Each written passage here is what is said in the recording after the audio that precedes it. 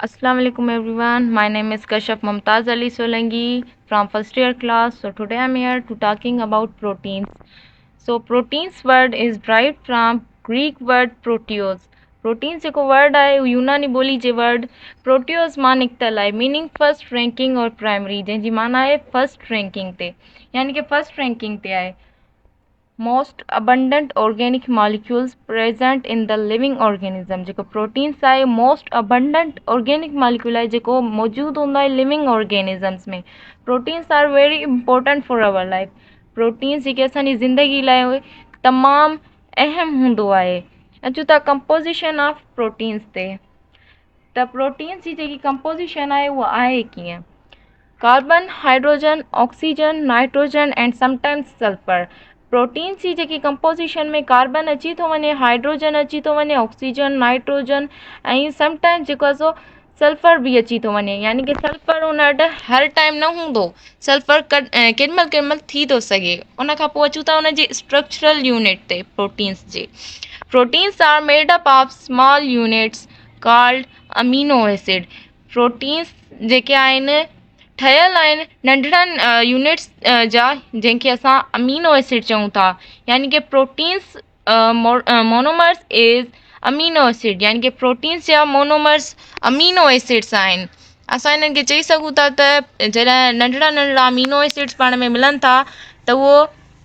Proteins ठाहिनि था उन खां पोइ अचूं था त अमीनो एसिड आहे छा Amino acid is an organic molecule with both amino group NH2 and carboxyl group COH. Amino acid जेको आहे ऑर्गेनिक मॉलिक्यूल आहे जंहिं वटि अमीनो ग्रुप यानी कि NH2 ऐं कार्बोस ग्रुप COOH ॿई आहिनि यानी कि उन वटि NH2 ग्रुप अमीनो ग्रुप आहे कार्बोक्सिल ग्रुप COH बि आहे structural formula of amino acid जो जेको स्ट्रक्चरल फार्मूला आहे general formula is same for each amino acid but each amino acid is different from each other due to R group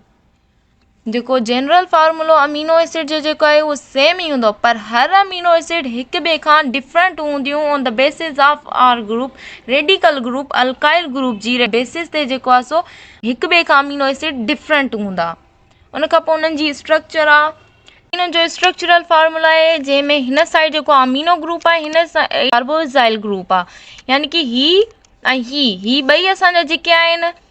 इन ॿिन्हिनि खे असां चई था सघूं त अमीनो एसिड्स बैकबोन यानी कि हिन खे चई था सघूं त इहे बैकबोन आहिनि अमीनो एसिड जा on the basis of R group there are 20 to 21 amino acids which takes part in protein synthesis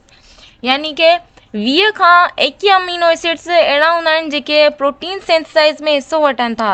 यानी कि 20 to 21 अहिड़ा अमीनो एसिड्स हूंदा जंहिंमां प्रोटीन ठही थी सघे On the basis of R group, amino acids are hydrophobic. R group radical group आहे जेको अल्काइल ग्रुप आहे जंहिंजी बेसिस ते अमीनो एसिड हाइड्रोफोबिक बि थी थो सघे यानी कि नॉन पोलर जेको नॉन पोलर उहे जेके do not interaction with water जेके वाटर सां इंटरेक्शन न करे सघनि ऐं ॿियो जेको आहे सो हाइड्रोफिलिक बि थी थो सघे रेडिकल जे ग्रुप जे हिसाब सां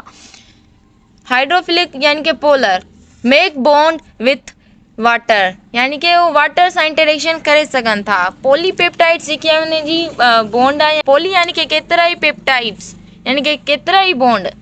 जॾहिं हेॾा बि अमाइनो एसिड आहे हेॾा बि अमाइनो एसिड आहे जॾहिं इहे ॿई अमाइनो एसिड पाण में मिलजनि था त हिन अमाइनो एसिड जो OH ऐं हिन अमाइनो एसिड जो H जॾहिं पाण में मिलनि था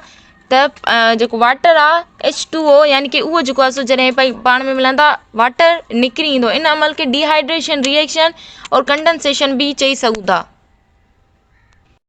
डाइपेप्टाइड पॉलीपेप्टाइड्स खां पोइ जेको अचे थो उहो डाइपेप्टाइड्स आहे 3 अमीनो एसिड एंड 2 पेप्टाइड जॾहिं 3 अमीनो एसिड मिलनि था पाण में त उनजी जेकी पेप्टाइड ठहंदी उहा 2 ठहंदी उन खां पोइ ओलिगोपेप्टाइड ओलिगो यानी कि 2 to 10 यानी कि few amino acid with few bond यानी कि फ्यू अमीनो एसिड हूंदा कुझु अमीनो एसिड हूंदा ऐं उन्हनि जी जेकी पेप्टाइड हूंदी पेप्टाइड बॉन्ड में कुझु हूंदी उन खां पोइ पॉलीपेप्टाइड थो अची वञे पॉली यानी कि मेनी पॉली जो जेको मतिलबु आहे यानी कि मेनी पेप्टाइड्स यानी कि many amino acid with many peptide bond यानी कि केतिरा ई अमीनो एसिड ऐं केतिरा ई पेप्टाइड बॉन्ड ठहंदा हाणे अचूं था सोर्सिस ऑफ प्रोटीन्स ते। त प्रोटीन्स जा कहिड़ा सोर्स आहिनि, त तव्हांजे साम्हूं कुझु एग्ज़ाम्पल्स आहिनि प्रोटीन्स जा, जंहिंमां असांखे प्रोटीन मिली थी सघे, जंहिंमें शामिलु आहे pumpkin, almonds, peanut butter, Swiss cheese, walnuts, soya chunks, Greek yoghurt, beans, milk, oats, flax seeds, coconut, cottage cheese, meat, mutton, fish, eggs, pulses, peas, etc. Thank you.